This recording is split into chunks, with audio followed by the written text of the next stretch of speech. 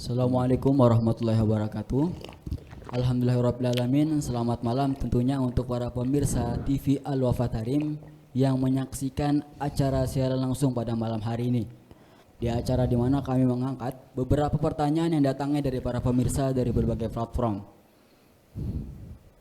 Jadi untuk para pemirsa yang ingin mengajukan pertanyaannya bisa langsung mengirimkan ke tim kami atau di nomor yang tertera di layar gadget atau TV para pemirsa sekalian di nomor 0811 10 10 3000. Saya ulangi kembali di nomor 0811 10 10 3000. Fa insyaallah setiap pertanyaan yang antum kirimkan akan kami berikan kepada pemateri kita di setiap acaranya. Dan alhamdulillah pada malam hari ini pemateri kita adalah Al-Habib Hasan bin Ismail Al-Mukhdar, matanallah bituli hayati fil khair ma'al lutuf wal afiyah. Ada baiknya sebelum kita memulai acara yang barokah pada malam hari ini, kita sapa dulu beliau selaku pemateri kita. Assalamualaikum Habib. Waalaikumsalam warahmatullahi wabarakatuh. Kepah barakum Habib, sehat Habib? Alhamdulillah sehat walafiat. Mudah-mudahan semua pemirsa TV Al-Wafa Tarim dan kru TV Al-Wafa Tarim Allah berikan ketambahan kesehatan, ketambahan iman dan takwa di Rebu nih, Selasa malam Rebu, udah masuk di Rebu terakhir ya. Rebu terakhir bulan Safar. Selasa depan kita udah masuk ke bulan Rabiul Awal, bulan Nabi sallallahu alaihi wasallam. Mudah-mudahan acara ini sebagai bentuk bekal kita untuk menyambut bulan Nabi sallallahu alaihi wasallam. Alhamdulillah, bagaimana tadi kita dengarkan. Semoga kedepannya beliau Allah berikan kesehatan untuk bisa memberikan manfaat tentunya kepada kita. Amin amin ya rabbal alamin. Dan untuk mempersingkat waktu, Al-Fakir akan membacakan beberapa pertanyaan yang sudah datang kepada tim kami. Izin membacakan Ibu ya. Monggo Allah. Pertanyaan pertama. Assalamualaikum Habib. Waalaikumsalam warahmatullahi. Saya dari Malaysia. Saya ada pertanyaan. Yang pertama, jika kita dengar suara kita putus-putus, sekejap dengar, sekejap tak dengar, ketika takbiratul ihram untuk sholat karena nafas pendek, apakah sholat tersebut sah? Bismillahirrahmanirrahim. Syarat sahnya sholat melaksanakan rukun-rukunnya. Di antara rukun sholat yaitu takbiratul ihram. Takbiratul ihram itu kita mengucapkan di awal sholat Allahu Akbar. Tentang mengangkat tangan sunnah. Kewajibannya melafadzkan takbir Allahu Akbar. Dan lafaz takbir Allahu Akbar ini harus didengar oleh si musalli yang sholat itu, harus dengar. Tidak diwajibkan terlalu keras, tapi jangan hanya menggerakkan mulutnya tanpa keluar suara. Minimal harus ada suara yang terdengar di telinga kita. Saya kira kalimat Allahu Akbar semua orang bisa ya melakukan hal itu. Pertanyaan ini saya khawatir adanya was-was di penanya, karena Allahu Akbar. Siapa yang nggak bisa seperti itu? Mungkin yang lain nggak dengar, saya dengar dengan kalimat saya. Maka nggak perlu was-was, lafadzkan Allahu Akbar. Nafas Allahu Akbar, nggak ada masalah. Diputus dengan nafas, nggak ada masalah. Jangan was-was. Kalimat itu memang harus keluar suara yang minimal kita dengar sendiri kalau telinga kita normal. Ketika telinga seseorang itu ada gangguan, perlu suara yang keras, dia nggak wajib keras. Yang penting mengangkat suara, mengeluarkan suara kalimat Allahu Akbar. Kalau telinganya sehat dan tidak ada bunyi yang bising di sekitar kita, kita mendengar hal itu cukup. Walaupun kondisinya nggak dengar, karena ada suara genset mungkin ya, sehingga kita Allahu Akbar kita nggak dengar. Padahal kalau nggak ada suara itu kita dengar karena kita udah mengeluarkan suara, itu pun cukup. Ya khair. Masih berkaitan dengan pembahasan takbiratul ihram dari orang yang sama, apakah ada cara yang mudah untuk mendatangkan niat ketika lafaz takbiratul ihram tadi, Habib? Naam, di madzhab Imam Syafi'i kita ketahui bersama bahwa termasuk rukun yaitu niat. Dan niat jika itu salat fardu maka kewajibannya qasdul fi'li wa ta'yin wal fardiyah. Usolli fardhu dhuhri. Kalau dia jadi makmum, makmuman.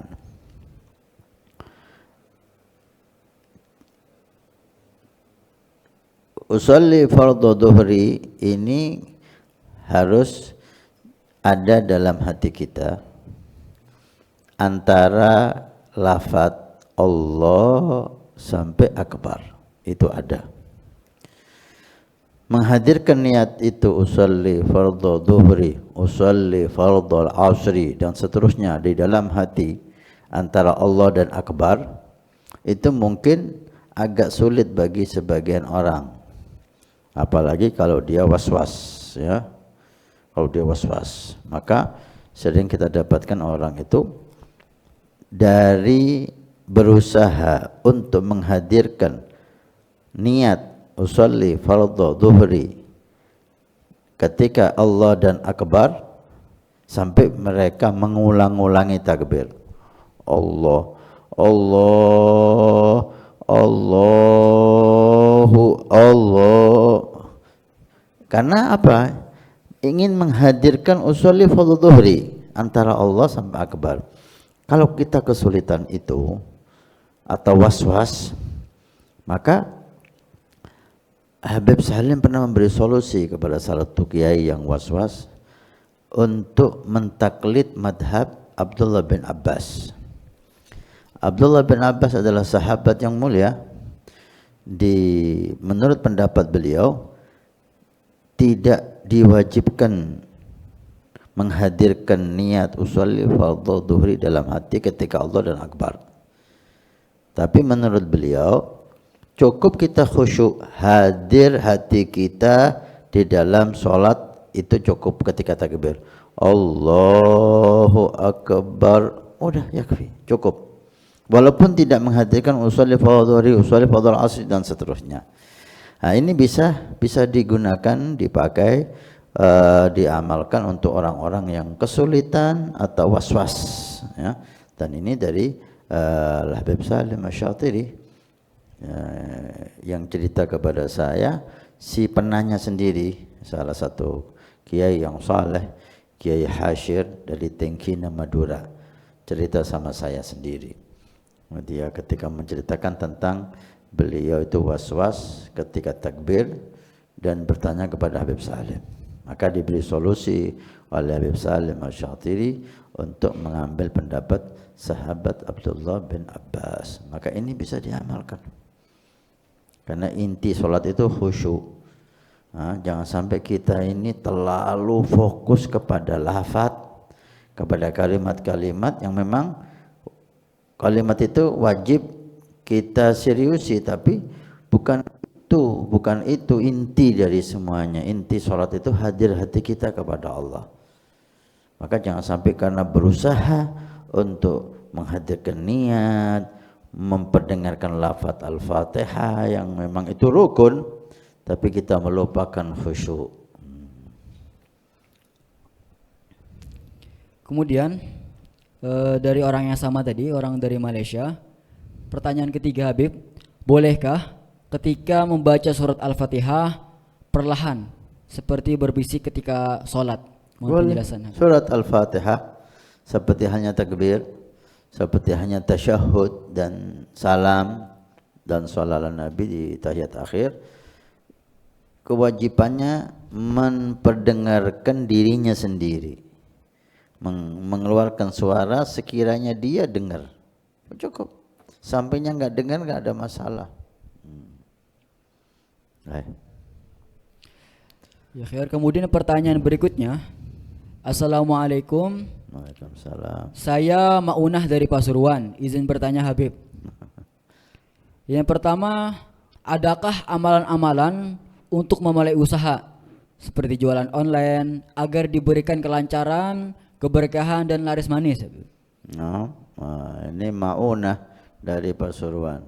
Ada guru kita Habib bin Taufik punya lembaga sosial namanya Maunah, dan sekarang melahirkan rumah sakit Maunah.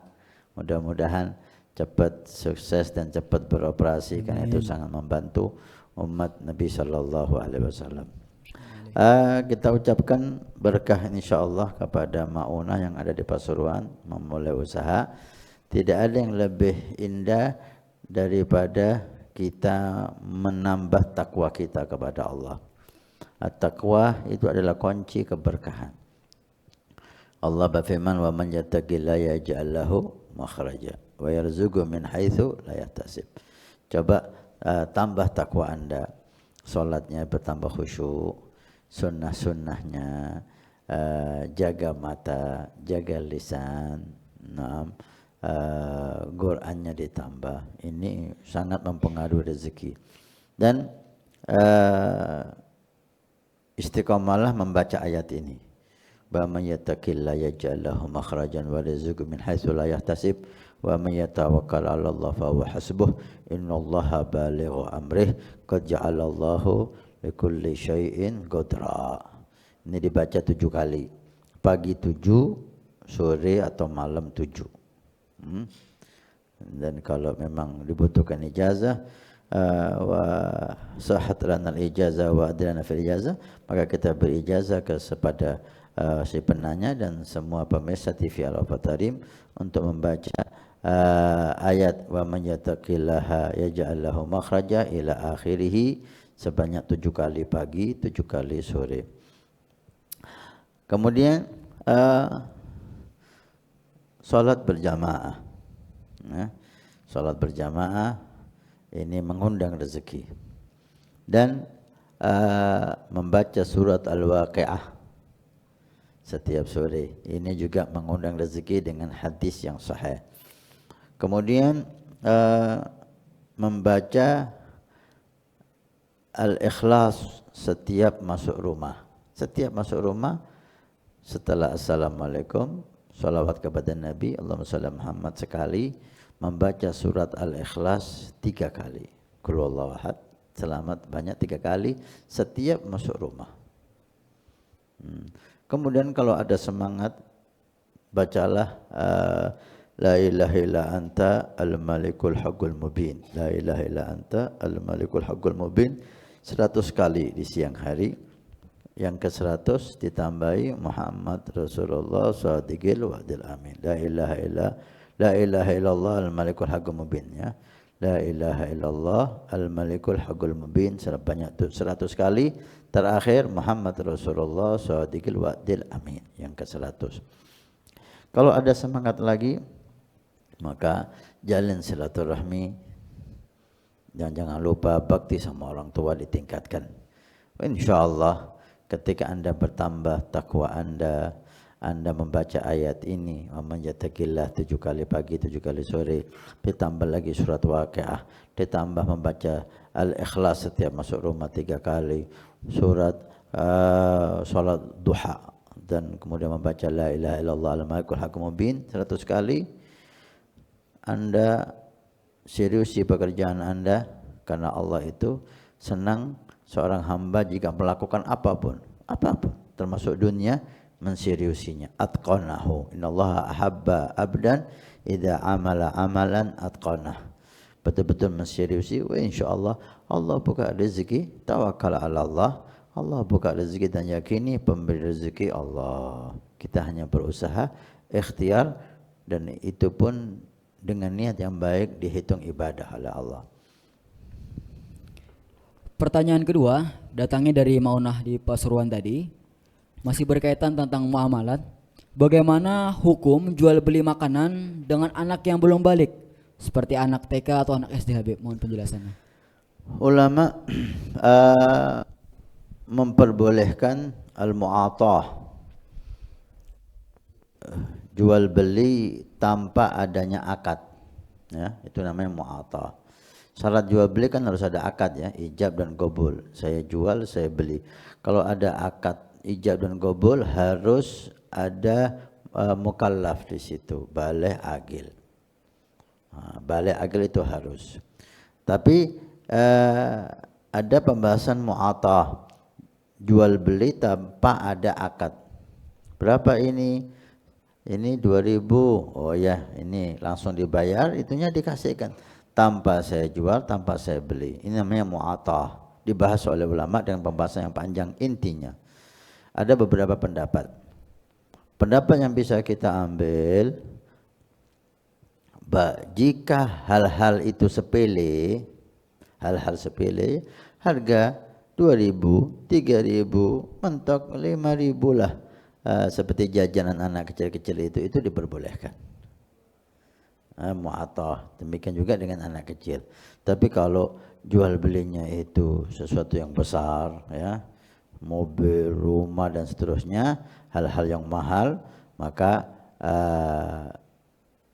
dianjurkan sebisa mungkin ada ijab dan qabul, karena mu'tamad harus ijab dan qabul. Ya khair. Kemudian pertanyaan berikutnya datangnya dari Ahmad di Kalimantan Selatan. Mohon izin bertanya, bagaimana pandangan Habib jika anak muda zaman sekarang menggunakan media sosial sebagai sarana dakwah?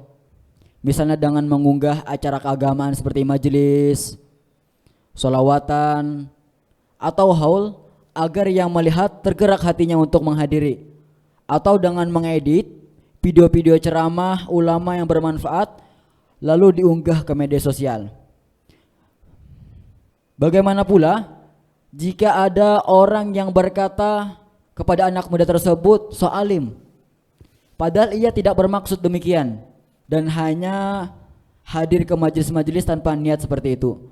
Terima kasih banyak Habib. Mohon doanya agar saya dan pemuda lainnya istiqomah di jalan kebenaran. Wassalamualaikum warahmatullahi wabarakatuh. Alhamdulillah. Nubarik, kita doakan mudah-mudahan akhirnya saudara kita Ahmad dari Kalsel dan pemuda-pemuda yang lain. Masya Allah, banyak sekarang pemuda-pemuda baik yang memang ada keinginan dan keniatan dari keluarga yang baik atau pemuda yang baru hijrah, kemudian tumbuhlah semangat dakwah, ya, seperti saudara kita Ahmad ini, dengan sebisa mungkin, karena dakwah ilallah ini bukan hanya ceramah. Dakwah ini bukan hanya bikin pondok, bikin masjid, bikin majelis. Walaupun itu semua juga sarana dakwah, tapi bukan itu satu-satunya atau inti dari dakwah ilallah. Guru mulia kita Sayyidi Habib Umar mengatakan pengertian dakwah i'malul fikir fi inggodin nas, menggunakan pikiran dalam rangka usaha untuk menyelamatkan orang dari maksiat menjadi taat, dari lupa kepada Allah menjadi ingat dengan Allah, dari kafir menjadi muslim, dari fasik menjadi mukmin. Menggunakan pikiran, usaha. Usaha ini apa? Dengan ceramah. Usaha ini apa? Dengan bangun pondok, bangun majelis. Usaha ini apa? Seperti yang dikatakan saudara kita itu, mengunggah acara hall, ada pengumuman apa itu namanya, pamflet, ada hall di sini, hall di sana, majelis sini, majelis sana, diunggah di sosial media mereka, di IG-nya, di Facebook-nya. Ini dakwah ilallah. Ini dakwah ilallah, walaupun mudah dilakukan. Kemudian seperti adanya acara semacam ini, acara pengajian, acara tanya jawab. Kemudian alamatnya ini apa namanya? Channel apa? Alamat acara ini yang di YouTube, di Facebook itu diunggah, disebar sama dia, sehingga orang yang ada keinginan untuk melihat, yang enggak tahu bisa melihat bahwa di malam hari ini ada live tanya jawab. Kemudian dia sebar. dapat satu aja dari sekian banyak orang yang melihat, yang mengikuti channelnya dia, satu aja yang melihat berkat dia, udah cukup lebih baik dari dunia seisinya. Ini dakwah yang mudah, yang bisa dilakukan oleh semua orang. Karena dakwah ini adalah tugas kita, bukan tugas ulama saja. Fatwa tugas ulama, membahas halal haram tugas ulama. Tapi untuk dakwah tugas semua muslim, laki perempuan, besar kecil, alim awam, pejabat atau masyarakat, semuanya tidak lepas daripada kewajiban dakwah sesuai versinya masing-masing. Karena Nabi mengatakan balighu anni walau ayah, sampaikan dariku walaupun satu ayat. Maka kesempatan kita dengan adanya media ini, kita bisa mudah dakwah, ya. Untuk mengedit ceramah agama itu sangat bagus, tapi ingat, Anda harus memahami topiknya dulu. Anda harus paham. Anda jangan langsung mengedit, takut yang Anda edit membuat orang gagal paham, dan itu banyak terjadi, ya kan? Maka kalau Anda ingin mengedit, editlah sebelum Anda mengedit, Anda harus memahami pembahasan ini.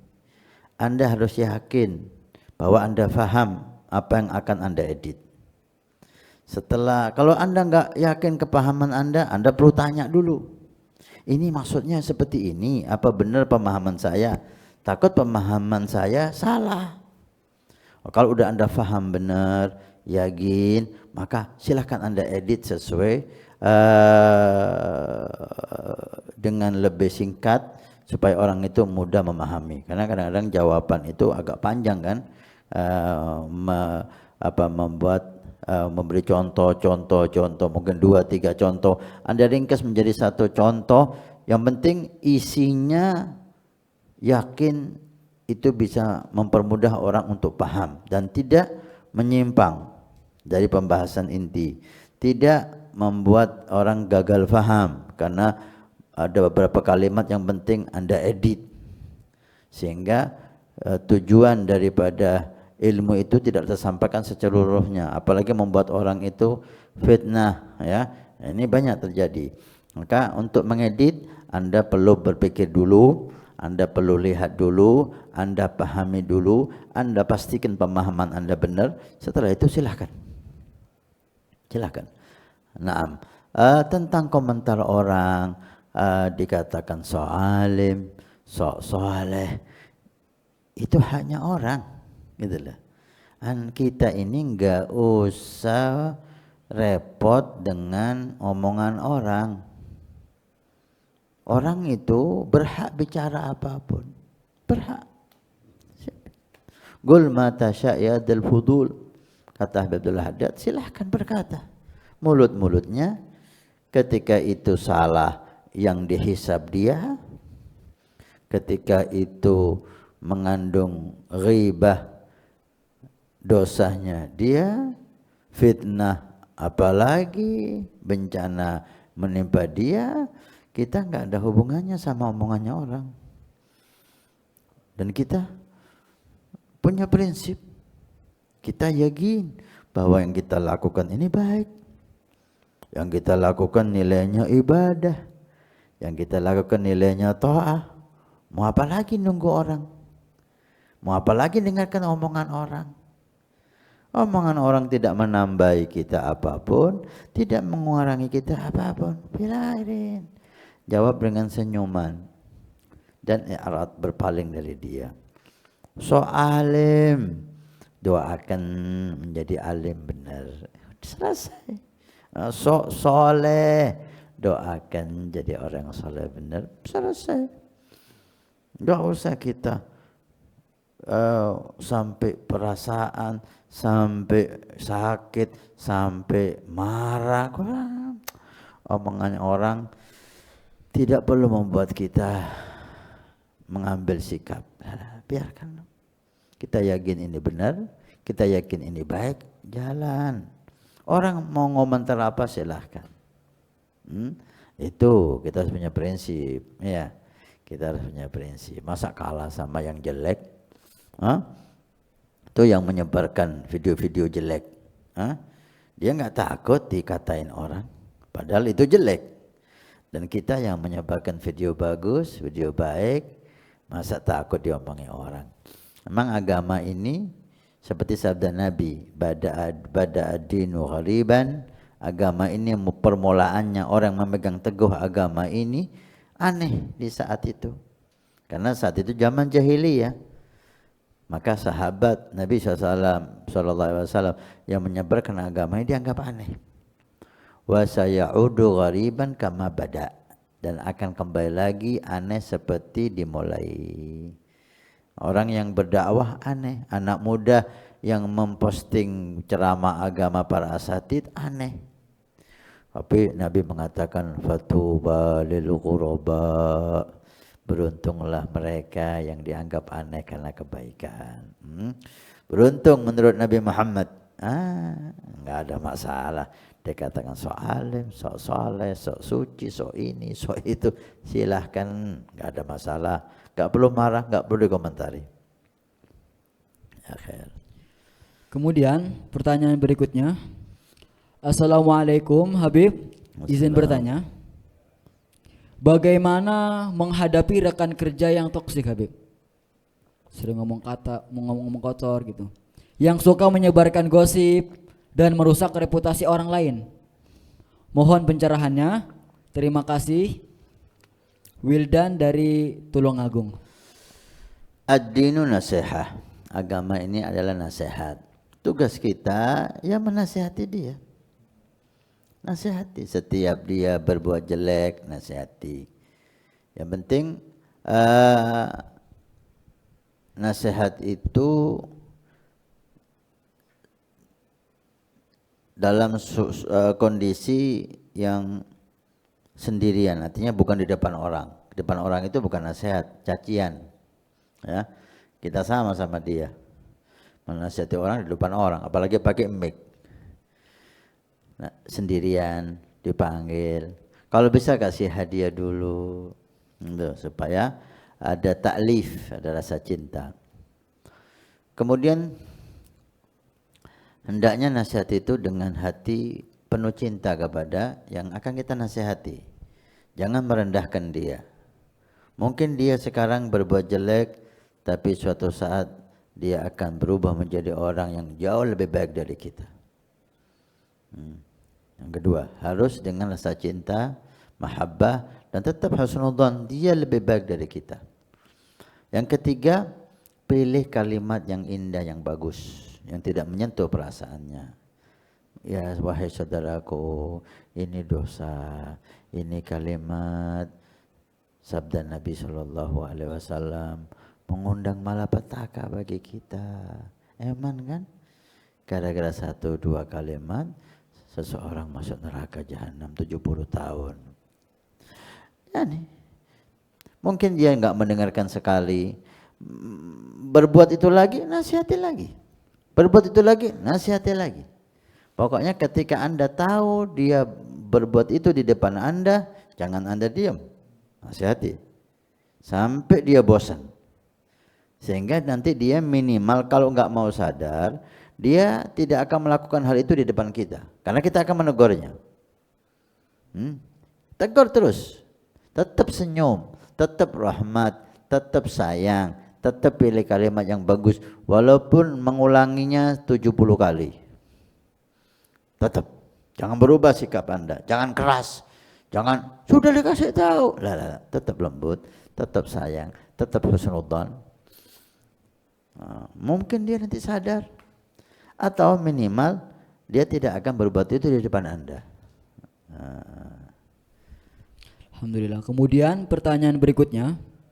Assalamualaikum. Assalamualaikum. Pertanyaan dari Abdullah di Probolinggo. Jika seorang musafir jamak takhir, sholat zuhur dan sholat asar, saat setelah sholat zuhur ia ada hajat ke toilet dulu, wudu, lalu baru dilanjutkan sholat asar. Apa itu diperbolehkan Habib? Karena setahu saya yang harus segera disambung sholatnya hanya jamaah takdim. Apakah di jamaah takhir ada syarat-syarat ketentuan juga Habib? Mohon penjelasannya. Naam, memang untuk jama' takdim perlu saya perjelas apa itu jama' takdim.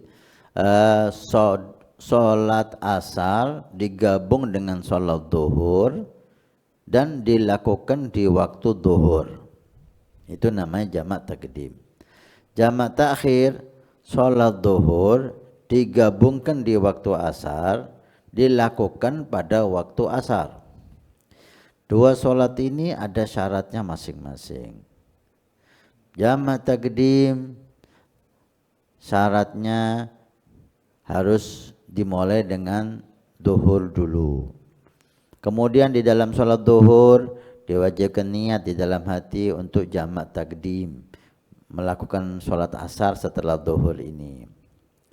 Setelah salam harus mualah, harus cepat sholat asar, enggak boleh dipisah antara sholat duhur dan sholat asar dalam jangka waktu seperti 2 rakaat khafifatain yang singkat. Anggaplah 2 rakaat singkat ini 2 menit. Nah, kalau 1 rakaatnya 1 menit. Kalau ada batas waktu terlalu lama, habis sholat duhur, ini jamaah takdim ya, kemudian dia batal wudu. Wudunya cepat apa enggak? Kalau wudunya cepat enggak sampai 2 menit umpamanya, sah salat asarnya. Habis itu salat asar. Kalau wudunya lama, masih kencing, kemudian masih cari canting, kemudian masih nimba air sampai 5 menit berlalu, maka hilanglah kesempatan dia untuk jama' takdim. Ya nanti salat asarnya pada waktunya. Baik.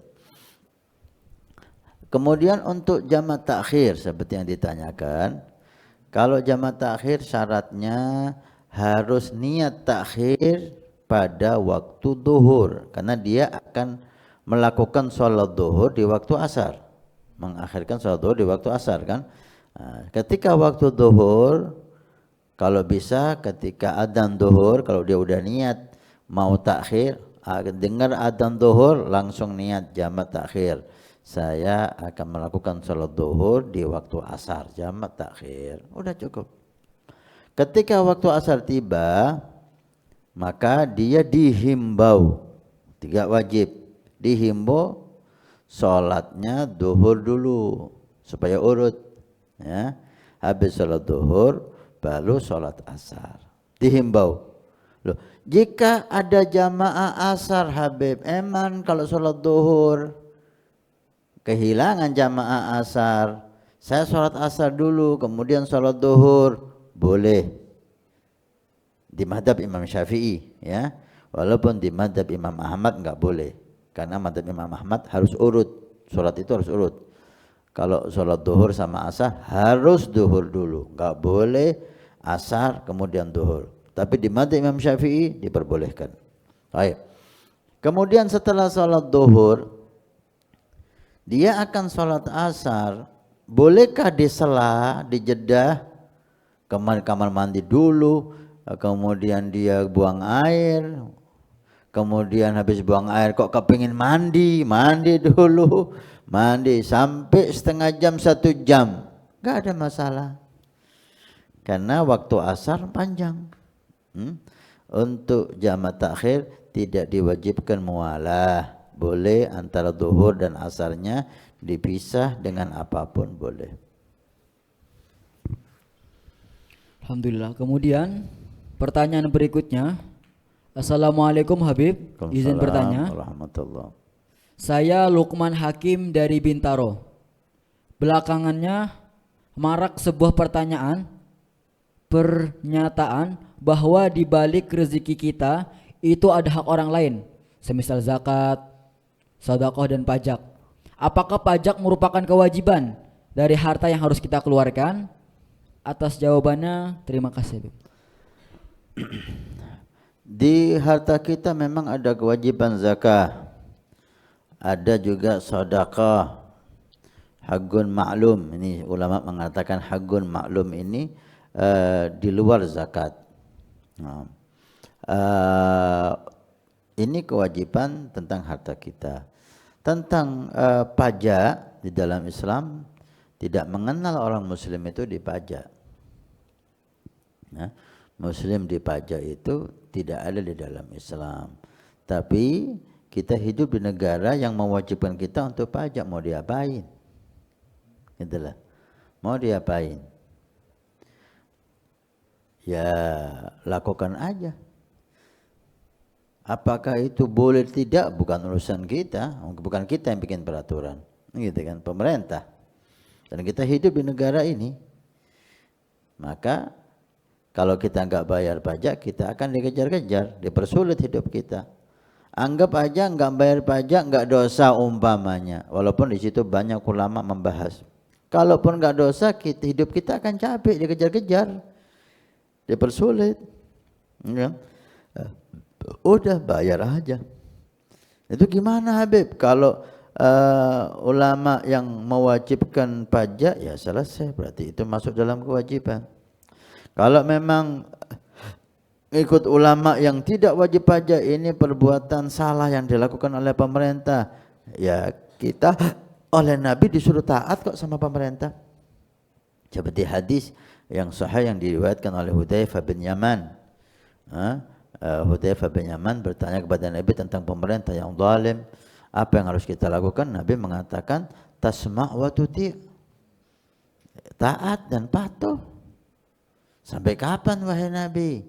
Wa in akhadha malak wa dharaba dhahrak isma' wa ati'. Walaupun dia mengambil hartamu dan memukul kamu secara zalim, tunduk patuh, tidak ada jalan untuk menentang. Udah, Nabi menyuruh kita tunduk patuh. Pasti ada pahalanya nanti di hari kiamat. Tentang kalau itu dosa, bukan kita yang dosa, mereka yang dosa. Kita disuruh tunduk dan patuh apapun yang dilakukan pemerintah kepada kita. Selama tidak menyuruh kita maksiat, tunduk patuh. Perintah Nabi Muhammad. Perintah Nabi, tunduk patuh. Apapun yang dilakukan pemerintah, selama tidak menyuruh kita maksiat. Mengambil harta kita, tunduk patuh. Mendolimi kita, memukul kita, tunduk patuh. Perintah Nabi Muhammad. Ini agama Allah. Khalas. Bukan karena kita takut, bukan karena apa, kita mengikuti apa yang disabdakan oleh Nabi Shallallahu Alaihi Wasallam. Loh, ini ada hadis yang diriwayatkan oleh Abu Hurairah, rawahu Muslim, hadis sahih juga. Sahabat bertanya kepada Rasulullah, ya Rasulullah, kalau ada orang mau mengambil hartaku, gimana sikap kami? La tu'ti, jangan kau kasih. Wa in qatalani ya Rasulullah, kalau dia memaksa mengambil hartaku, kalau enggak dia akan membunuhku, waqtulhu, bunuh dia. Disuruh oleh Rasulullah membela harta, jangan dikasihkan kalau diambil zalim. Bukan mukmin itu pengecut, kita boleh. In qatalani ya Rasulullah, kalau saya kalah karena mempertahankan harta dan sampai mati, anta syahid, kamu matimu syahid, enggak cuma-cuma. Fa in qataltuhu ya Rasulullah, kalau aku yang membunuh dia, gimana yang mengambil hartaku itu? Huwa finnar, dia mati di neraka. Nah, ini hadis sahih juga, seperti hadis yang pertama tadi. Seakan-akan ada perbedaan, ini kan? Ada pertentangan. Yang satu kita disuruh tunduk patuh, walaupun harta kita diambil, kasih, dipukul, sabar. Yang satu kita disuruh mempertahankan harta kita, walaupun sampai kita bunuh dia atau kita yang terbunuh. Nah, ulama mengatakan hadis Hudzaifah bin Yaman ini hadis jika pelaku kezaliman itu pemerintah. Dan dalam hadis ini jelas sekali menunjukkan bahwa pemerintah pelakunya itu, yang mendolimi kita, mengambil harta, memukul, itu pemerintah. Maka jika itu pemerintah yang melakukan, kita diperintahkan oleh Nabi untuk patuh dan taat, sabar, pahala di sisi Allah nanti. Jangan memberontak, jangan melawan, karena itu akan menumbuhkan permasalahan, gejolak, kudeta, dan akhirnya kehancuran yang lebih besar, fitnah. Untuk hadis yang kedua yang diriwayatkan oleh Abu Hurairah, ini pelakunya perorangan, perampok, pencuri, jambret, bukan pemerintah, maka lawan dia. Kalau membunuh kamu, bunuh dia. Maka hadis itu harus dipahami secara menyeluruh. Jangan satu hadis kita gunakan untuk semua yang semau kita lah. Ini ilmu ini dari Nabi Muhammad, amanah. Maka tidak boleh bicara ilmu kecuali ulama, nggak sembarangan orang. Nah. Ya khair, kemudian pertanyaan berikutnya datangnya dari Fauzan di Surabaya. Assalamualaikum Habib, izin bertanya, apakah benar orang pertama yang merayakan Maulid Nabi yaitu Sultan Mudhafar bin Abi Syahid dan ulama yang bernama Diqiyah yang dimintai tolong untuk menyusun kitab At-Tanwir fil Maulidil Bashir An-Nadhir adalah orang Syiah yang keluar dari Islam? Kemudian yang kedua, siapakah Jalaluddin Ar-Rumi ya Habib? Banyak penceramah yang menyebut namanya tetapi tidak menjelaskan latar belakangnya. Tentang pertanyaan ini akan kita lihat lagi ya, supaya jawabannya betul-betul sesuai ya. Yang jelas Maulid Nabi SAW tidak ada hubungannya dengan Syiah. Dan ini pernah salah satu penceramah kita, para dai kita salah mengucapkan hal itu, dan beliau udah klarifikasi dan minta maaf. Mengatakan bahwa pendiri Maulid pertama itu Maulid Syaraful Anam itu adalah Syi'i. Itu salah dan sudah diluruskan, dan beliau sendiri udah minta maaf dan sudah menarik omongannya lagi. Yang jelas tidak ada hubungannya dengan Syiah ya. Walaupun Syiah saudara kita ya, Syiah itu saudara kita. Walaupun kita tahu bahwa ada sekelompok Syiah yang ekstrim yang bisa mereka itu keluar dari Islam karena keyakinannya yang sangat menyimpang dari dasar, seperti meyakini Al-Quran tidak murni lagi, ada Al-Quran yang tersembunyi yang belum keluar. Ini sama sekali membuat orang keluar dari Islam. Ini sangat salah besar. Atau mencaci maki sahabat Nabi dan menganggap mereka itu keluar dari Islam, atau mencaci maki istri Nabi SAW. Ini hal-hal ini berbahaya sekali. Nah, tapi itu kelompok tidak banyak ya. Kelompok itu yang kita tahu tidak banyak. Kebanyakan Syiah hanya simpatisan. Mereka lebih mengutamakan Imam Ali bin Abi Thalib karramallahu wajhahu wa alaihi salam daripada sahabat yang lain, seperti hanya Syiah Zaidiyah yang ada di Son'a, yang mereka memerangi Amerika dan Israel itu, Al-Houthi ya. Houthi luar biasa mereka ya, pemberani sekali. Itu kelompok yang Syiahnya Syiah Zaidiyah, tidak mencaci sahabat Nabi SAW yang kita ketahui, tidak mencaci istri-istri Nabi, dan tidak menyatakan Quran itu sudah berubah. Ala kulli hal, tentang pertanyaan Maulid Nabi SAW dan Jalaluddin Ar-Rumi, nanti kita akan cari tentang beliaunya dan akan kita jawab di pertemuan yang akan datang. Ya, kemudian pertanyaan selanjutnya. Assalamualaikum Habib, nama saya Muhammad Halal dari Bogor. Mohon izin bertanya, apakah ada amalan salawat untuk selain Nabi Muhammad juga pasti diterima? Seperti salawat untuk Nabi Ibrahim, salawat kepada Nabi Sulaiman, dan salawat Nabi Daud, Dan apa tanda-tanda dijawabnya salawat dan salam kepada Kanjeng Nabi Muhammad SAW? Terima kasih banyak atas bimbingannya dan doanya Habib. Naam. Apakah ada amalan salawat untuk selain Nabi Muhammad sallallahu alaihi wasallam? Juga pasti diterima seperti salawat untuk Nabi Ibrahim, salawat Nabi Sulaiman dan Nabi Dawud. Dan apakah tanda-tanda dijawabnya salawat dan salam kepada Kanjeng Nabi Muhammad sallallahu alaihi wasallam? Naam. As-salah setiap nabi dan rasul ketika kita ucapkan, maka akidah ahli sunnah wal jamaah mengucapkan alaihi salam. Apa artinya alaihi salam? Itu salawat. Alaihi salam. Seperti Allahumma salli wa sallim alaihi. Maka itu dibenarkan, gitu, dibenarkan. Ketika para aulia salihin ziarah Nabi Allah Hud alaihi salam, dan banyak juga yang melakukan ketika ziarah di Madinah Nabi sallallahu alaihi wasallam, mereka mengucapkan assalatu wassalamu alaika ya Rasulullah, salawat kepada Rasulullah.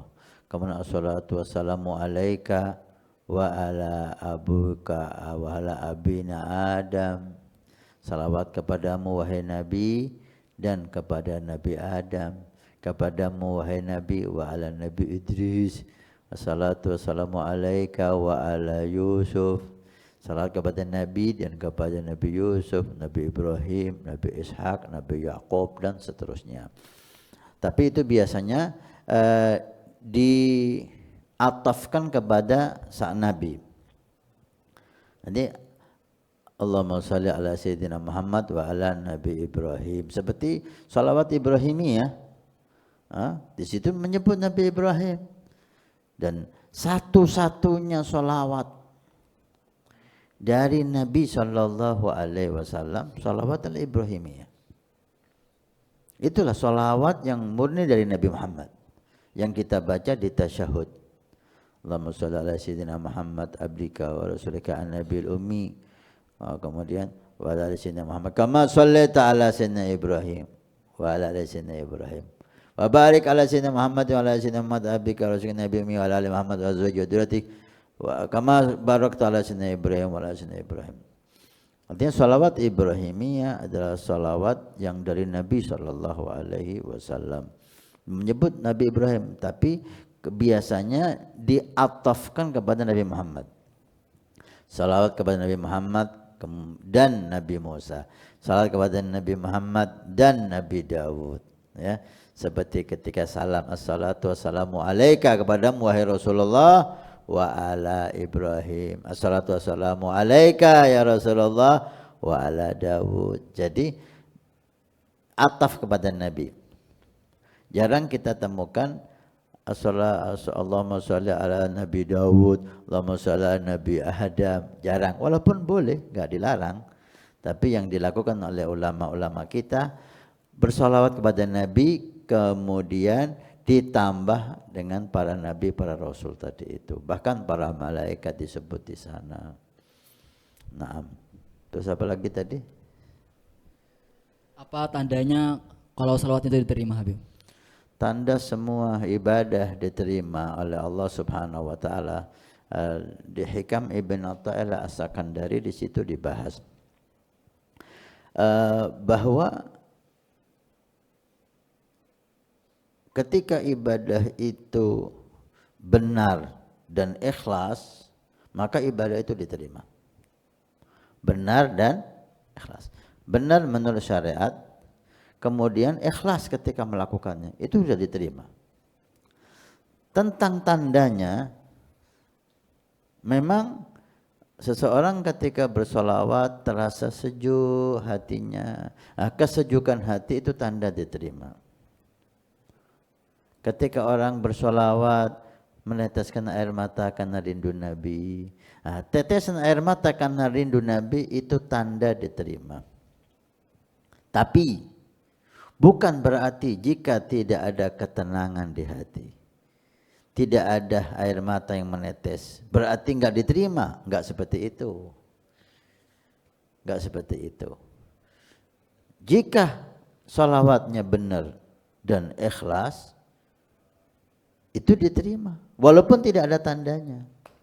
Maka jangan kita menunggu tanda.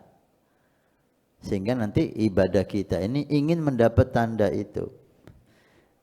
Kita ingin kita sholawat, kita dzikir untuk apa? Untuk hati kita tenang. Untuk apa? Untuk meneteskan air mata. Lah, kita ibadah untuk Allah.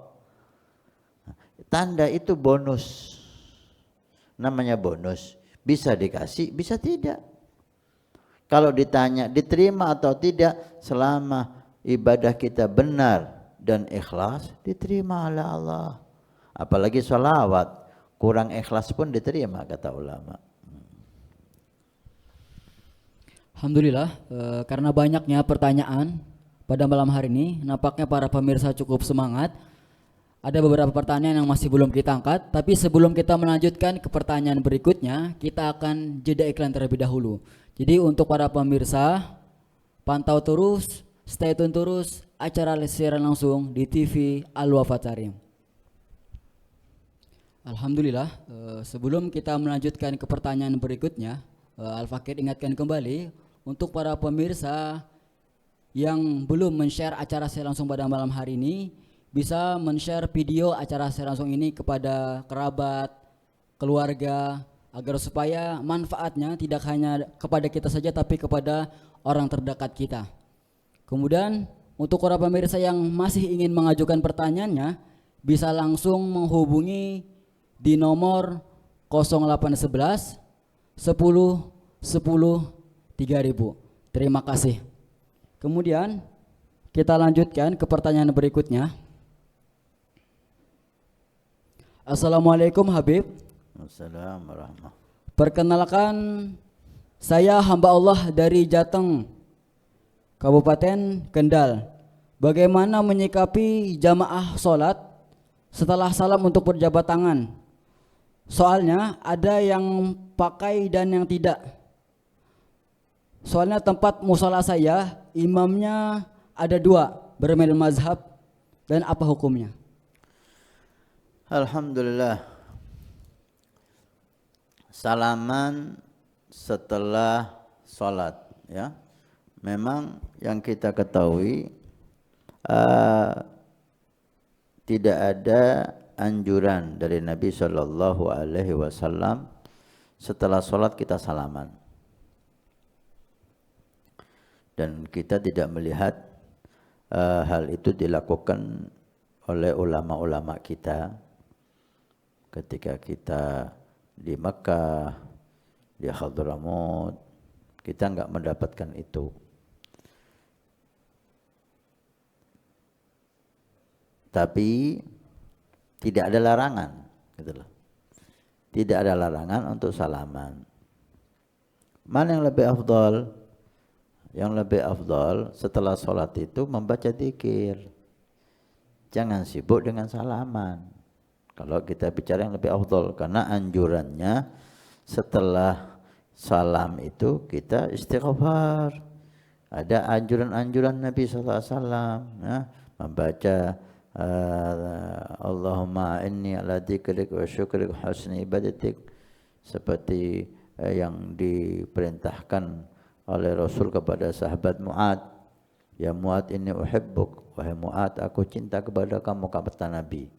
Ini hadis musalsal bil mahabbah, hadis sahih yang sangat kuat sekali.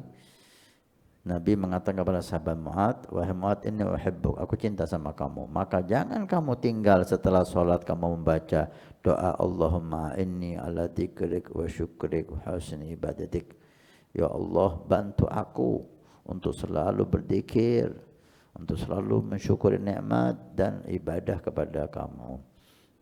Dan ini juga menjadi jawaban, karena kita dengar dari sebagian saudara kita yang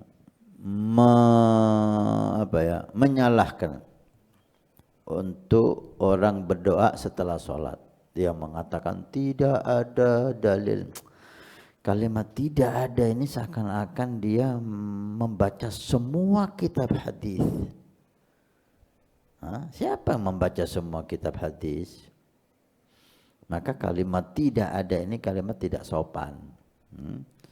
Tidak saya temukan. Nah, itu bagus. Mungkin Anda enggak menemukan, ulama menemukan. Selesai. Tapi tidak ada, ini salah besar. Seperti hadis tadi itu ya, doa setelah zikir, kemudian tasbih subhanallah 33. Ini himbauan untuk orang setelah sholat. Kalau salaman membuat kita hilang konsentrasi untuk zikir, ya lebih baik jangan salaman. Tapi kadang-kadang jika kita tidak mau menerima teman kita salaman, akan tumbuh fitnah, marah dia, tersinggung dia. Maka gimana caranya supaya kita tidak membuat saudara kita marah dan tersinggung?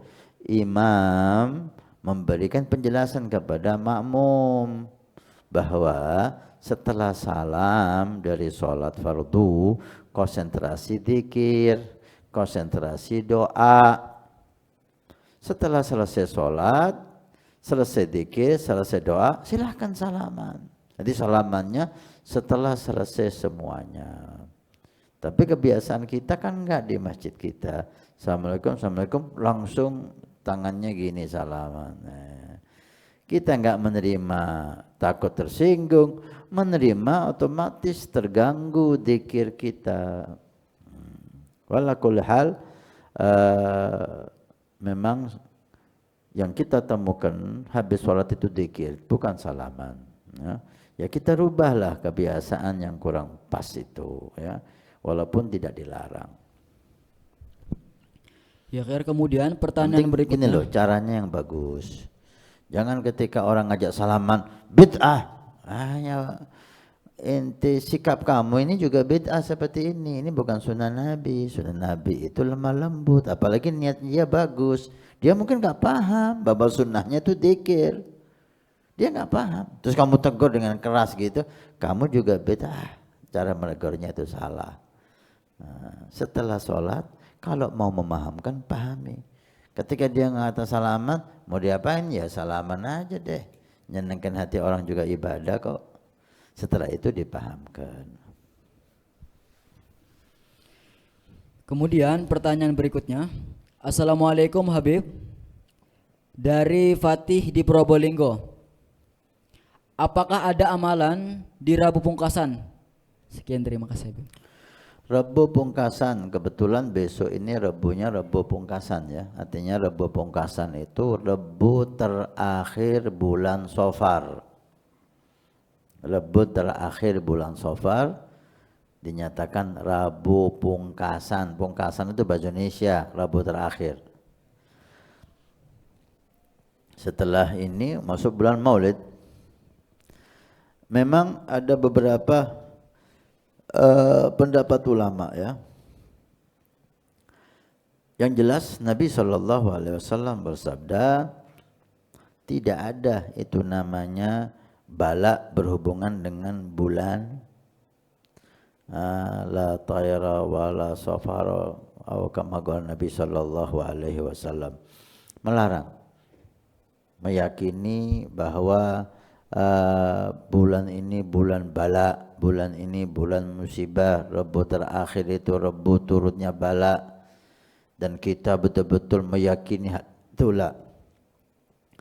Semua bulan-bulan Allah kita ini dihimbau, sunnah Nabi itu tafaul, bukan tasya'um.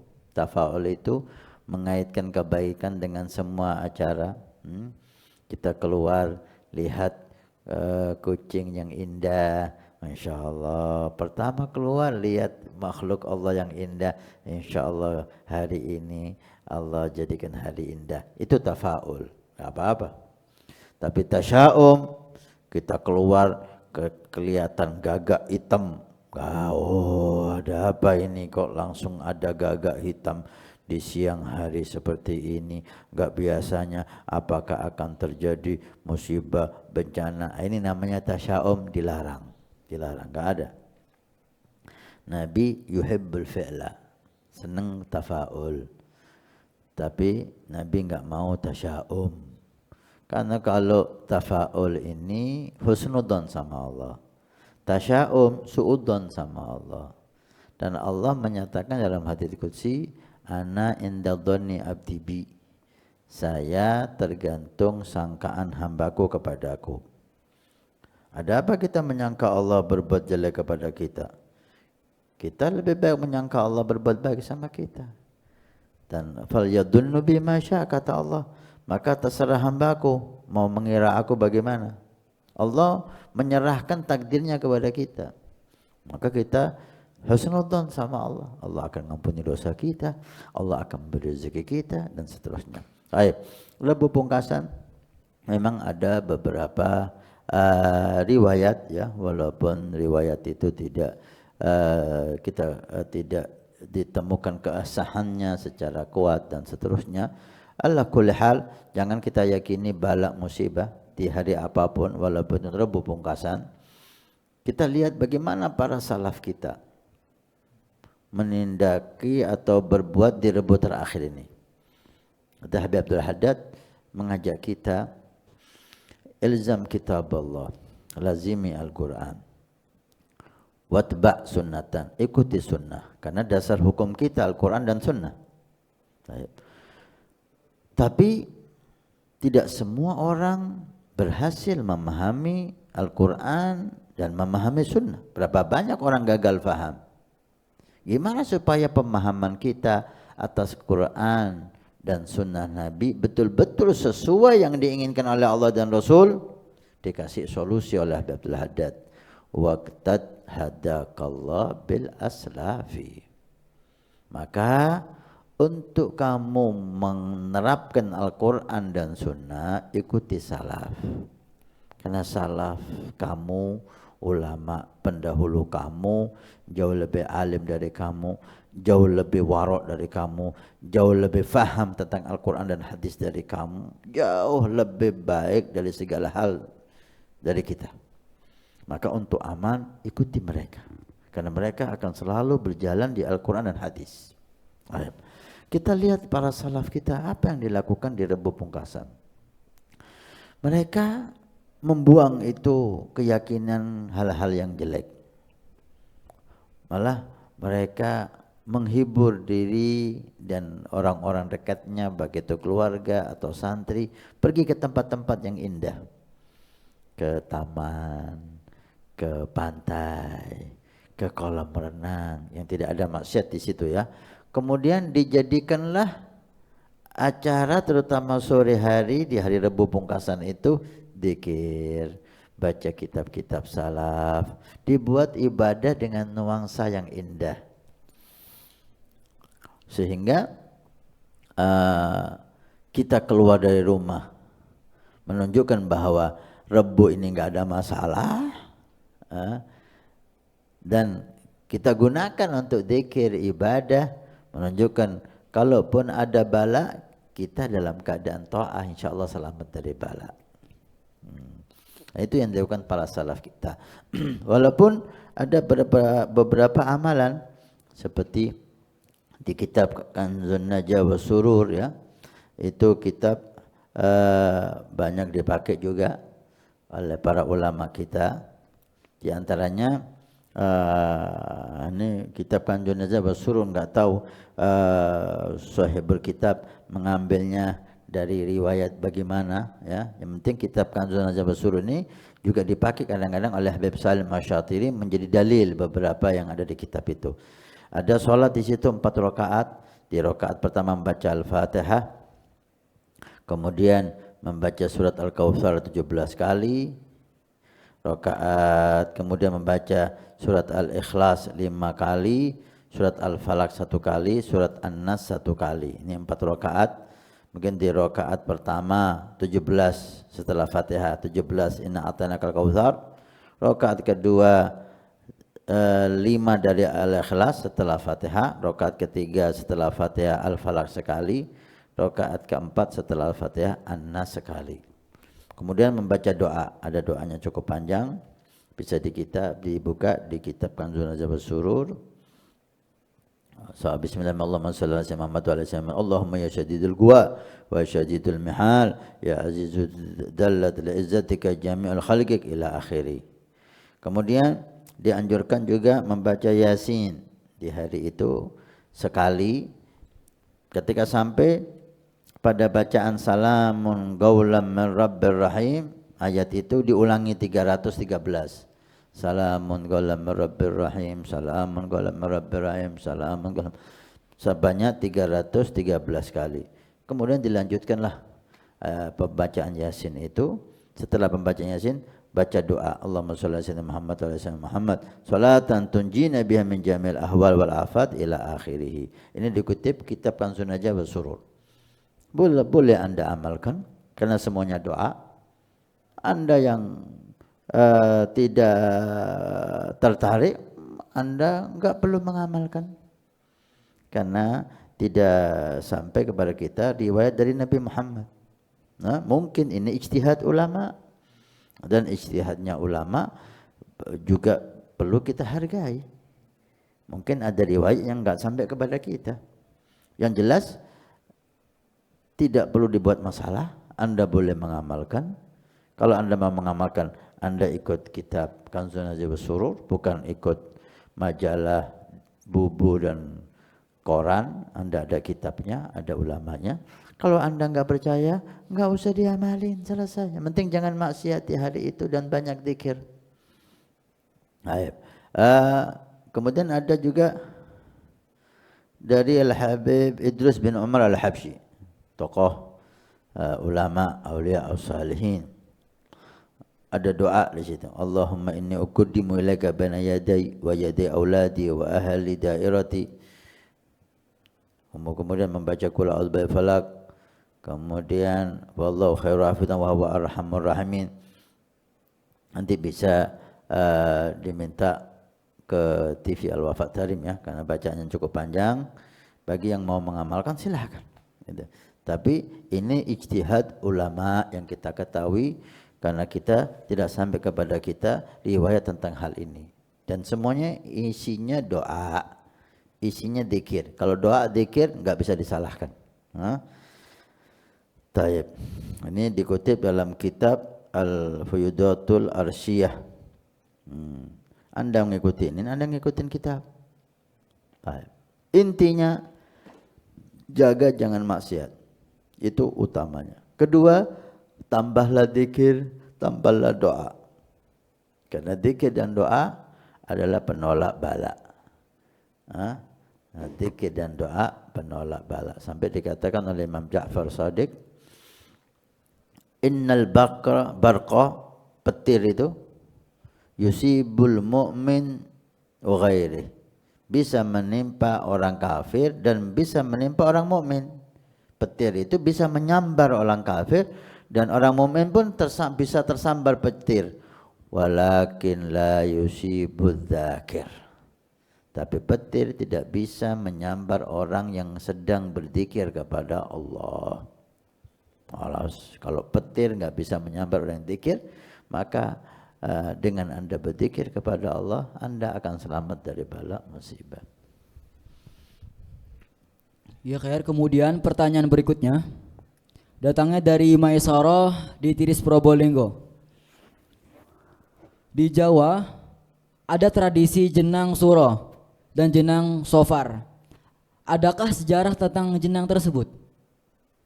Kalau di pedesaan tempat saya tinggal, jenang itu seakan wajib bagi setiap rumah. Apakah ada anjuran dari syariat tentang jenang tersebut? Zaman Nabi enggak ada jenang. Jenang adat istiadat Jawa. Zaman Nabi ada harisa, ada mungkin ada asid ya. Orang Arab itu asid seperti jenang gitu. Ala kulli hal, jenang suro ini bermacam-macam bentuk makanan yang dibuat di hari Ashura 10 Muharram. Suro itu diambil daripada Ashura, yaitu 10 Muharram. Itu kebiasaan dari ulama kita, sebagian ulama di Jawa, mengambil riwayat-riwayat ketika Nabi Allah Nuh alaihi salam memang ada riwayat bahwa kejadian termasuk kejadian yang terjadi di 10 Asyura yaitu itu mendaratnya kapal Nabi Nuh.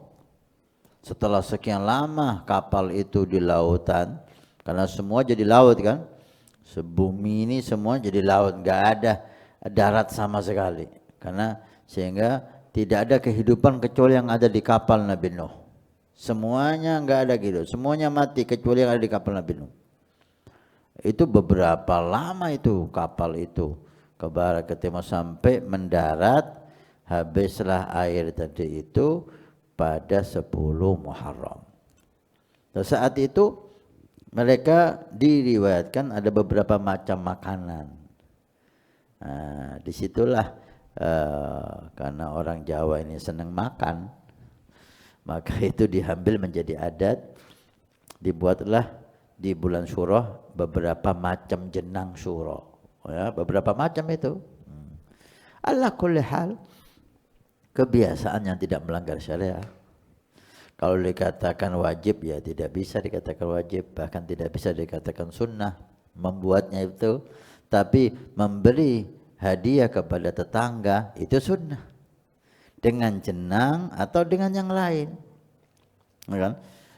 Ulama kita ini istimewa karena kita ini bangsa Indonesia ini senang memberi, senang berbagi, dikit-dikit berbagi, dikit-dikit berbagi, kan gitu ya.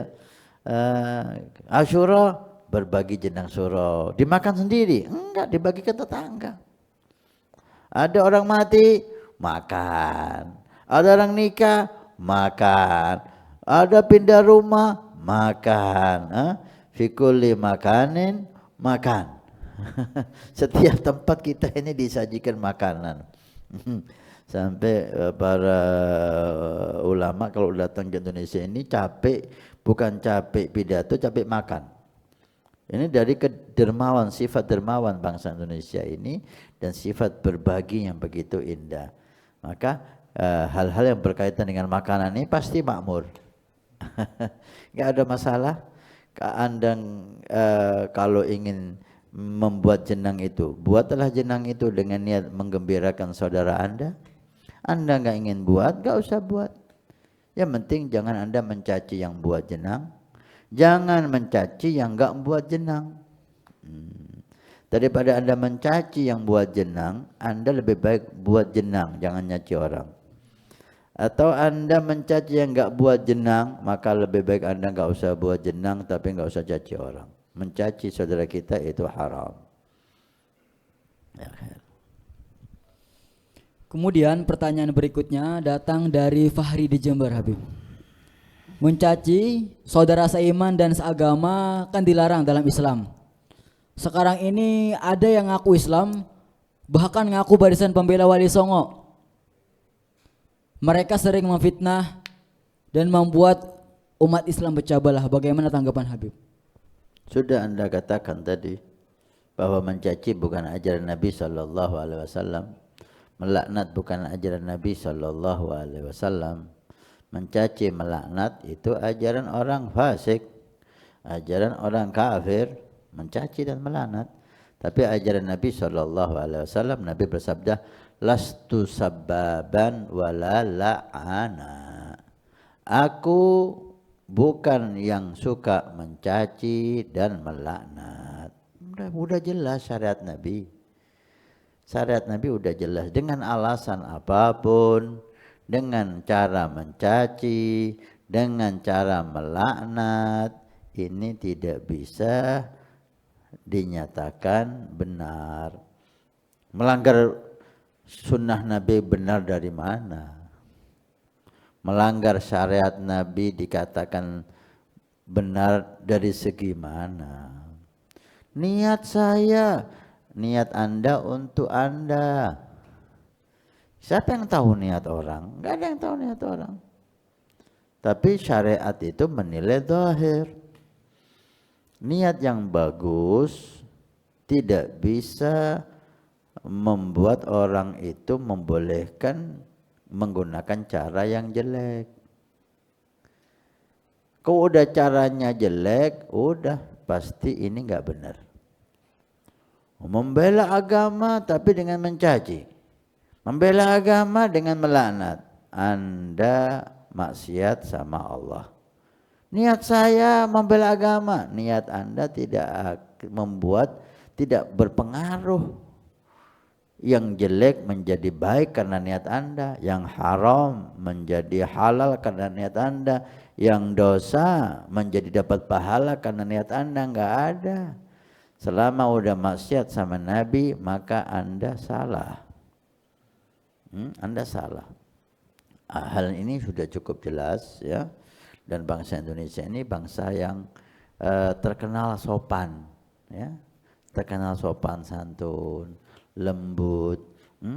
Maka kebiasaan mencaci, menghujat ini, kalau kita tidak bicara agama, kita bicara watak dan kepribadian bangsa Indonesia, ini nggak cocok. Ini nggak cocok.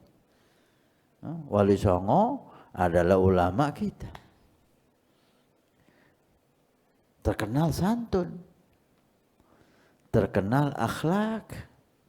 Kalaupun ada kebatilan, mereka berhasil merubah dengan cara yang indah. Lihat tuh, berubah Indonesia ini dari agama Hindu atau Buddha atau sebagian dinamisme, animisme, berubah rata mayoritas Muslim. Dengan peperangan? Enggak. Dengan akhlak, dengan senyuman, dengan wajah yang penuh rahmat, dengan ucapan yang merdu. Ini yang membuat mereka sukses. Nah, kalau kita mengaku penerus Wali Songo, kemudian dengan cara yang jauh berbeda dari cara mereka, mungkin perlu dilihat lagi penerus siapa ini. Penerus Wali Songo dengan caranya Wali Songo, kan? Lemah lembut. Dan inilah cara Nabi SAW dalam berdakwah. Dan ini anjuran Al-Quran, ya. Ketika sering kita katakan, kita dengar dari guru mulai kita Sayyidi Abi Umar, bagaimana Allah memerintahkan Nabi Musa dan Nabi Harun untuk menasihati Fir'aun. Ada yang lebih durhaka dari Fir'aun? Mengaku Tuhan nih Fir'aun, mengaku Tuhan. Tapi bagaimana Allah mewajibkan Nabi Musa dan Harun untuk memakai cara dakwah yang lembut, tidak ada cacian, tidak ada makian. Wa idhaba ila Fir'aun innahu tagha, sampai kepada ayat wa qula lahu qawlan layyina la'allahu yatadakkaru aw yakhsha. Wahai Musa dan Harun, pergilah ke Fir'aun, nasihati dia karena dia sudah terlalu melampaui batas, mengaku Tuhan. Tapi ingat kata Allah, wa qula lahu qawlan layyina, nasihati dia dengan kalimat yang lemah lembut. Untuk siapa kalimat lemah lembut ini? Untuk Fir'aun. Sudah hebat kan? Dapat metode dakwah enggak boleh berubah. Lemah lembut, lemah lembut. Dan Allah mewajibkan Nabi Musa dan Harun untuk mempunyai harapan bahwa Fir'aun mungkin sadar, la'allahu yatadakkaru au yakhsha. Mungkin dia sadar dengan ucapan lemah lembutmu itu. Padahal Allah Maha tahu Fir'aun enggak mungkin sadar, tapi tetap metode dakwah enggak boleh berubah. Makanya tidak bisa dibenarkan orang yang mengaku membela agama, membela penerus Wali Songo, penerus aulia, penerus Nabi, kemudian caranya tidak sama dengan cara Nabi. Ya, mencaci sana, melaknat sana, kalimat kotor, menghujat, kalimat yang tidak bisa kita sebutkan di majelis ini. Kita ngeri dengarnya, malu mengucapkannya, diucapkan dengan kasar seperti orang pasar, seperti orang preman-preman di jalan. Apa bedanya preman sama orang-orang seperti itu? Kalau mencaci, menghujat, melaknat, ini enggak usah belajar ke pondok. Kata Habib Jamal itu dalam ceramahnya, enggak usah belajar di pesantren, enggak usah ngaji kitab. Preman-preman, orang-orang di pasar itu yang itu pandai mencaci, memaki. Kalau belajar di pondok, belajar kitab, ikut Nabi Muhammad sallallahu alaihi wasallam. Nah, Ya, kemudian pertanyaan berikutnya, yang gini loh, kita jangan balas cacian gitu loh. Kalau mereka tidak ikut Nabi, tidak ikut cara Wali Songo dengan lemah lembut, mereka mencaci, menghujat, ya kita jangan balas. Kalau kita cacian dibalas cacian, monyet dibalas monyet, sama kita sama dia. Sama kita sama dia. Balaslah cacian dengan senyuman. Balaslah cacian dengan akhlak.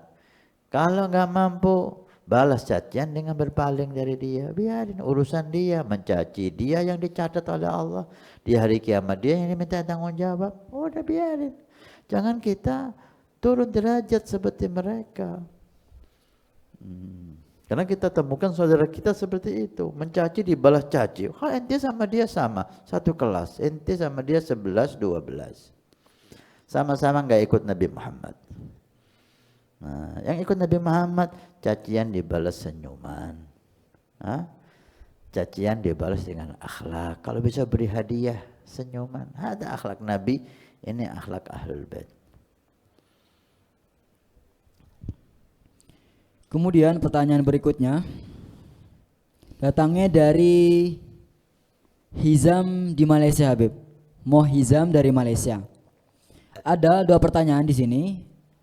Pertanyaan pertama, bolehkah menggunakan minyak wangi yang mengandung alkohol denat atau etanol?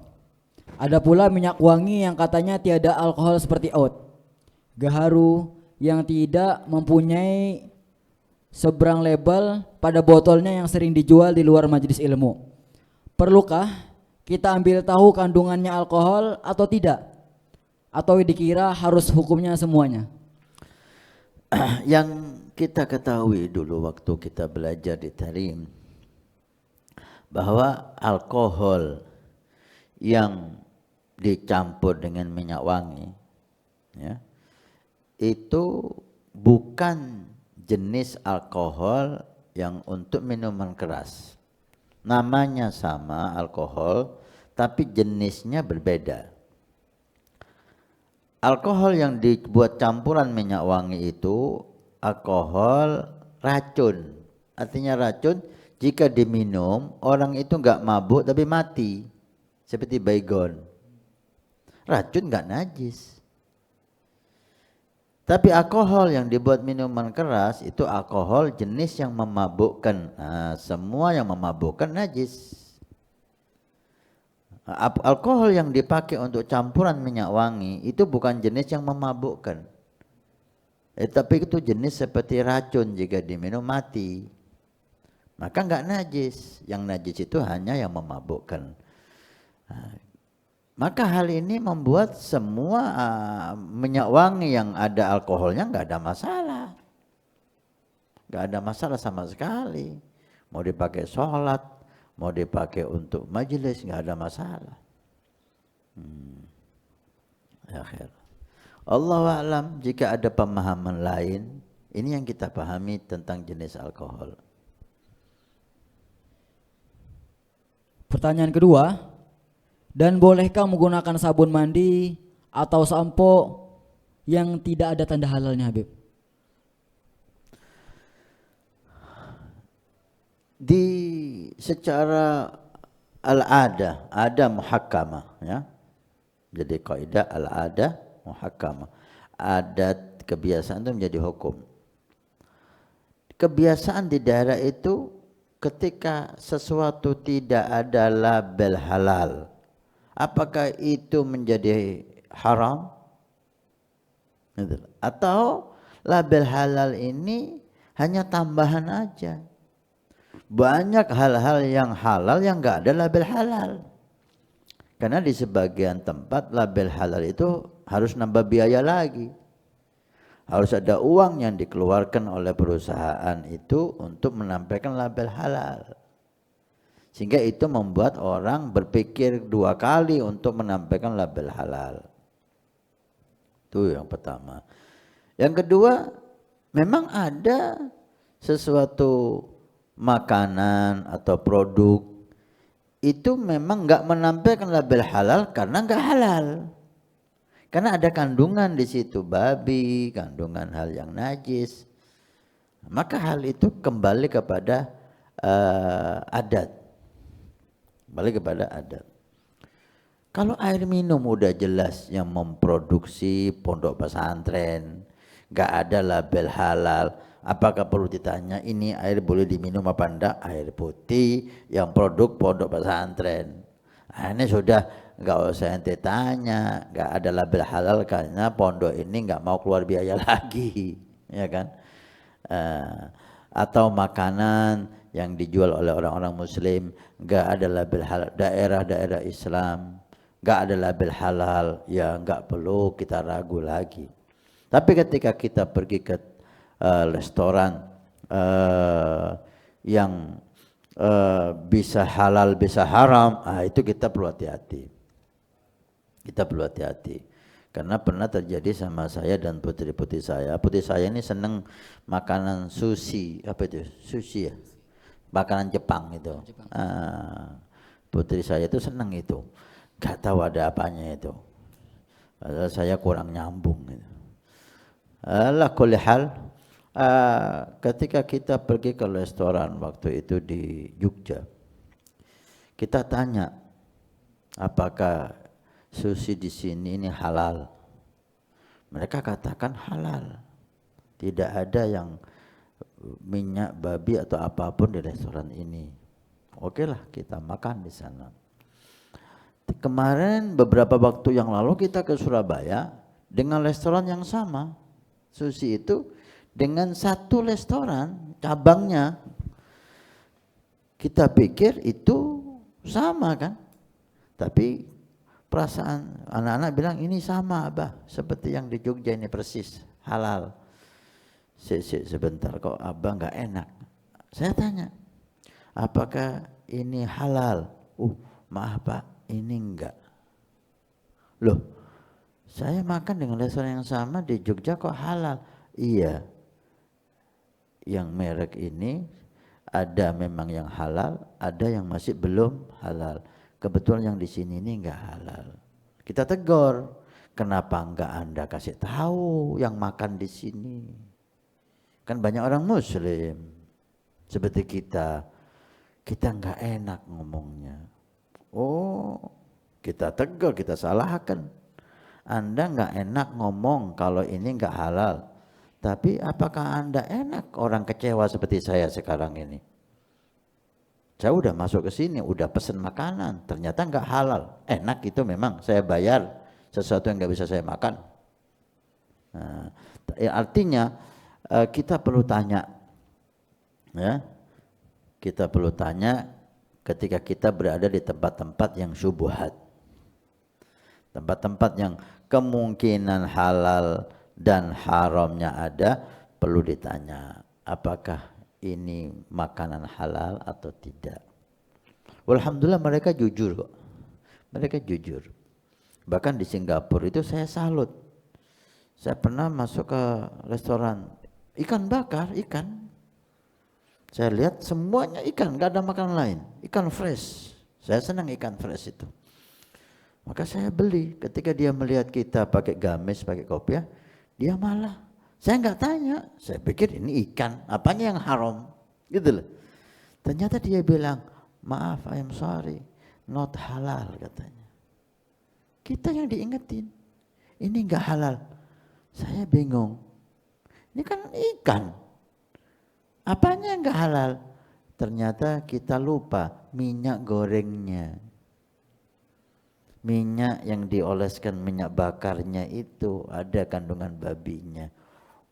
Kita ucapkan thank you very much, terima kasih. Artinya perlu kita tanya, ya. Nah, ketika makanan itu ada kemungkinan nggak halal, tanya aja seperti sushi tadi itu, ya. atau kita ke restoran Cina, ke restoran enggak apa ya, kita enggak dilarang makan di restoran manapun, yang penting halal. Nah, ketika kita ke tempat-tempat bukan muslim, kita perlu tanya. Kita perlu tahu. Ketika kita ke Bali, ke Solo, Solo pun perlu kita tanya restoran-restoran itu. Kadang-kadang ada dagingnya daging kera, daging babi. Kita perlu tanya, ini halal? Cuma tanya aja, kenapa? Dia nggak marah kok. Oh halal Pak, oh, udah makan.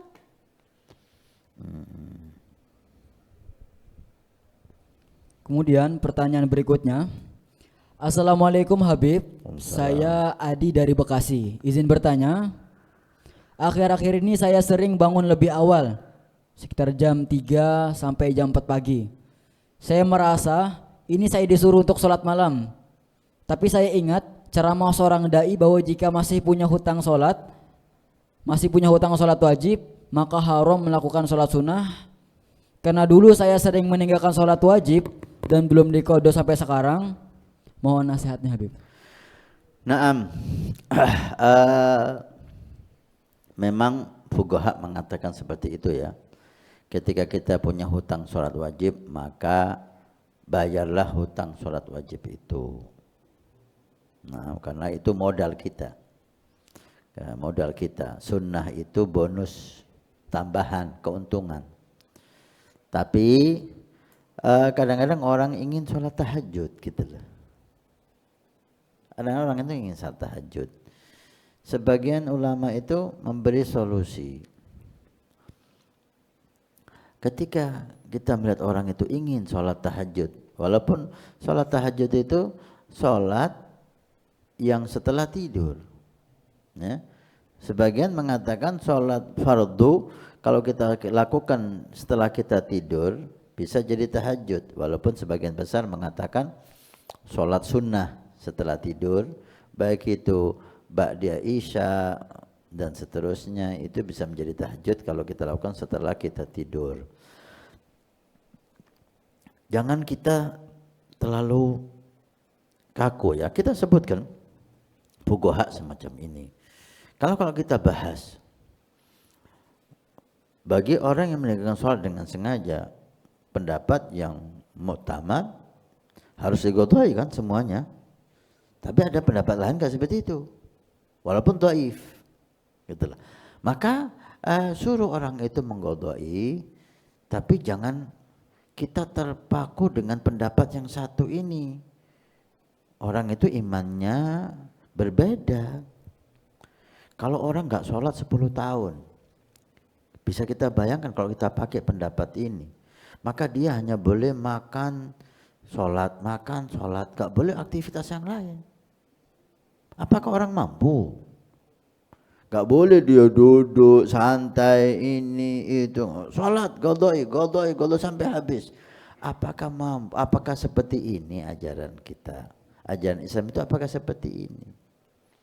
Tidakkah kita disuruh melihat inzilin nas manazilahum, posisikan orang pada posisi mereka. Ini awam, ini baru hijrah, ini bertato, haram, wudunya nanti nggak sah, harus hilang. Apakah seperti ini? Bahkan Nabi mengatakan, posisikan orang pada posisi masing-masing. Perlu kita lembut. Kita lihat sikon. Lisanul dakwah itu kadang-kadang nggak sama dengan lisanul fatwa. Fatwa halal, haram, wajib, tidak. Tapi ketika kita dakwah, kita harus melihat suasana, kita harus melihat yang kita ajak bicara, kita harus melihat sikon, gitu kan?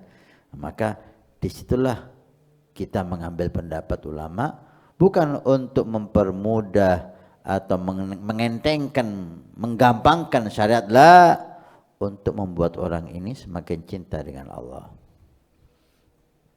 Maka sebagian ulama menyuruh orang yang punya hutang sholat begitu banyak ya, seperti 10 tahun dia baru hijrah, dia menyuruh sholat duhurnya nanti 2 kali, Habis sholat duhur lagi. Habis sholat asar lagi. Menggodoi yang 10 tahun itu. Sampai kapan? Ya sampai 10 tahun. Nah, seperti itu. Tentang ingin sholat qobliyah, sholat ba'diyah, mereka membolehkan. Kalau ikut pendapat yang muktamad ini nggak boleh kan? Tapi orang ingin gitu loh. Nah, maka kita harus pakai lisanul dakwah. Seperti ini tahajud. Anda lama nggak sholat isya? Sholat isya. Ketika bangun malam, sholat isya lagi, qodoi, kemudian silahkan sholat tahajud. Jangan mengatakan nggak sah. Sholat kok nggak sah gimana mas? Gitu loh. Jangan Anda memvonis sesuatu.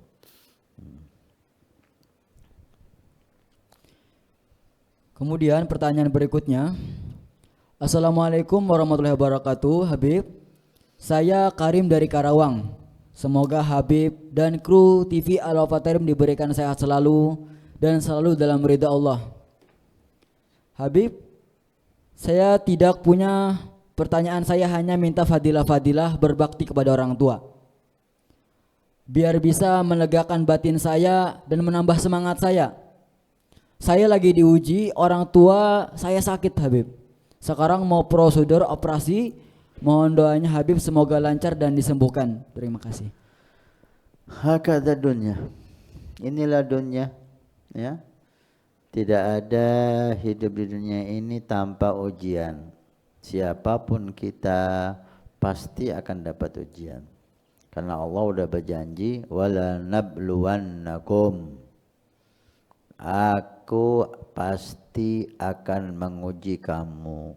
Lamu taukid, nun taukid sagila. Wala nabluwannakum.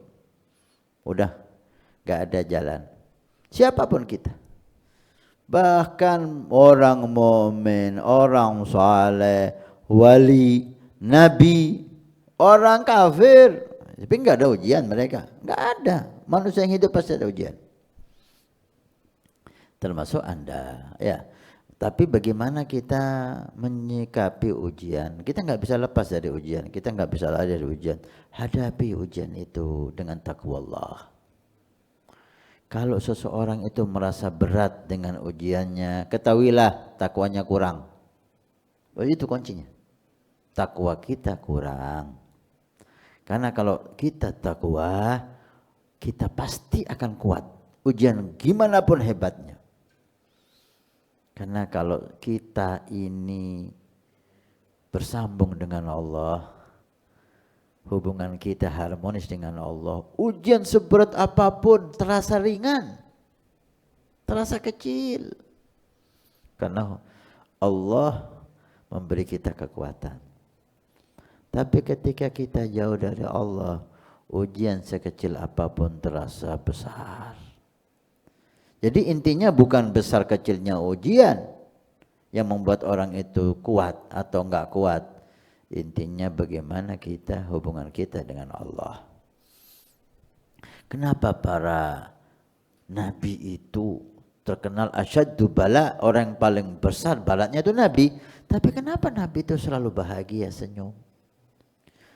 Kemudian yang paling besar musibah setelah nabi itu aulia. Kenapa aulia dinyatakan la khaufun alaihim wa lahum yahzanun? Gak pernah takut, gak pernah sedih, gak pernah susah, senang terus. Padahal ujiannya jauh lebih besar dari ujian kita. Kenapa? Karena takwa. Mereka betul-betul dekat dengan Allah. Sehingga ujian apapun masih tetap membuat mereka senyum. Takwa, dan ketahuilah bahwa Allah menginginkan hal yang terbaik untuk kita. Jalani bakti sama orang tua, dan kita doakan mudah-mudahan operasinya sukses dan orang tua Anda diberi umur yang panjang, sehat walafiat fi taatillah. Amin amin ya rabbal alamin. Dan alhamdulillah, bagaimana tadi kita telah mendengarkan penjabaran dan beberapa jawaban yang beliau sampaikan. Namun karena jam telah menunjukkan berakhirnya acara pada malam hari ini, Al-Fakir selaku kru TV Al-Wafa Tarim memohon maaf apabila dalam acara pada malam hari ini terjadi beberapa kesalahan. Dan kami juga berterima kasih tentunya kepada pemateri kita pada malam hari ini, Al Habib Hasan bin Ismail Muhdar, dan kepada para pemirsa yang dari tadi setia stay tune menonton acara secara langsung pada malam hari ini. Jadi untuk para pemirsa yang masih ingin memberikan pertanyaannya, pantau terus acara TV Al-Wafa Tarim Tanya Jawab di setiap malam Selasa, di setiap Selasa malam Rabu, insya Allah di jam yang sama.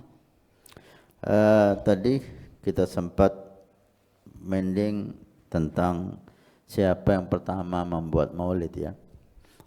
Ada beberapa pendapat di sini, dan ini tidak perlu diperdebatkan. Ini bukan hadis, ini bukan ayat Quran. Ini adalah sirah. Ada yang berpendapat yang pertama ini, ada yang pendapat yang pertama ini, ada yang pendapat yang pertama ini, karena di saat itu nggak ada media kan, nggak ada media sehingga daerah ini bikin maulid mungkin nggak ada yang tahu. Dia pikir ini yang pertama, padahal sebelumnya ada lagi di daerah yang lain. Ala kulli hal, ada beberapa pendapat. Yang pertama,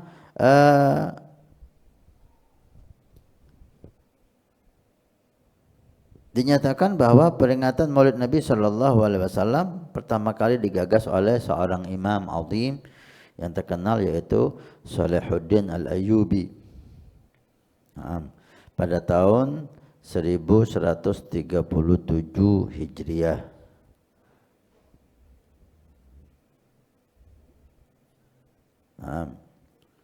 Ada yang mengatakan lain, bahwa peringatan Maulid Nabi Sallallahu Alaihi Wasallam pertama yang mengadakan Sultan Al-Mudaffar. Ini pendapat Imam As-Suyuti. Ada yang mengatakan enggak, seperti yang dikatakan oleh Syekh Bukhti Bukhit atau Bukhit ya, Al-Mudhi, bahwa penggagas Maulid pertama dinasti Fatimiyah diprakarsai oleh Ubaid Al-Mahdi. Jadi ada 3 pendapat di sini. Kita tidak perlu membahas terlalu dalam mana yang benar, bisa semuanya benar. Yang penting bagaimana Maulid ini menggugah kita untuk lebih mencintai Nabi dan mentauladani Nabi.